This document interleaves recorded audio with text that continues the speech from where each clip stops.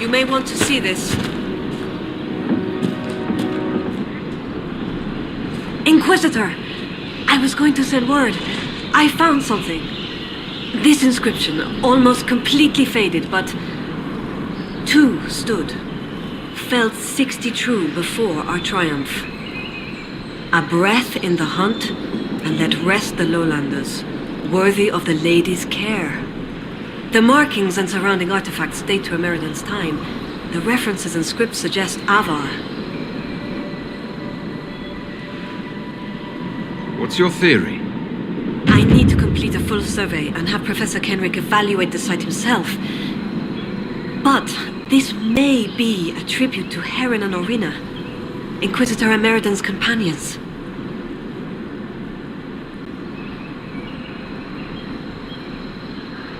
What can you tell me about Orina? Orina was an alchemist in Orzammar. It's said she met Ameridan while dealing with a demon, but it's not known why Ameridan was there. Demons aren't common in the deep roads, but they were a problem for the Inquisition at the time. Orina knew she could help, so she joined Ameridan. If she left Orzammar, that would make her a surfacer. She turned her back on the stone, though it's said she had few regrets. Some claim she was actually from one of Orzammar's noble families, but who can say? She never used her last name on the surface, and once exiled, the family likely struck her name from personal documents. Professor Kenrick petitioned Orzammar's Shaperate to grant access to their records, but the request was turned down.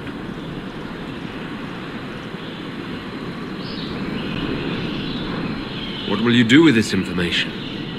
Professor Kenrick will expect detailed notes on the location, stone and clay samples, and any trace artifacts I can find. If Ameridan's history is compiled, this could be worth an entire chapter. I might get credit on the inside cover.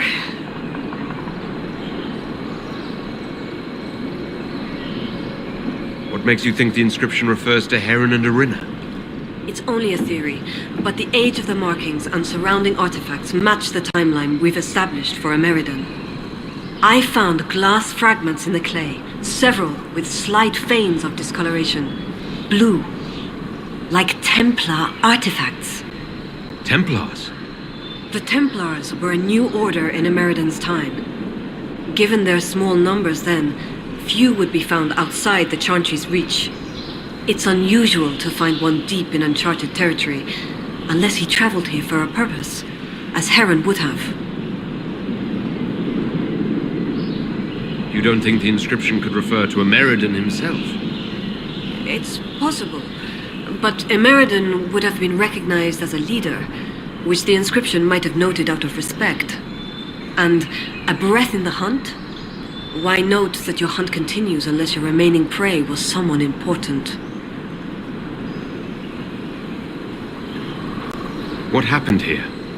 An encounter with ancient Avar, and not a friendly one. Ameridan and his companions were outnumbered in an unfamiliar place. If Ameridan's not here, perhaps someone bought him the time needed to keep going?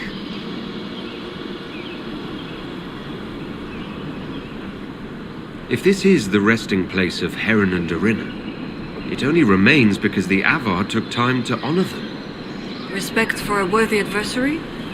It wouldn't be out of place.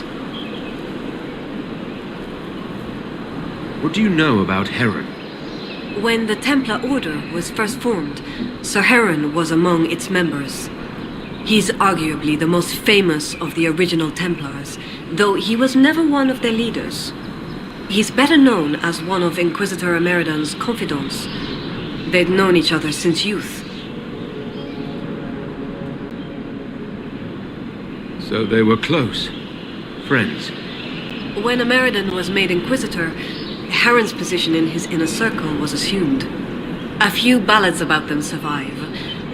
The type with adventures and happy endings. I don't know if they're true. They remind me of my brothers, though.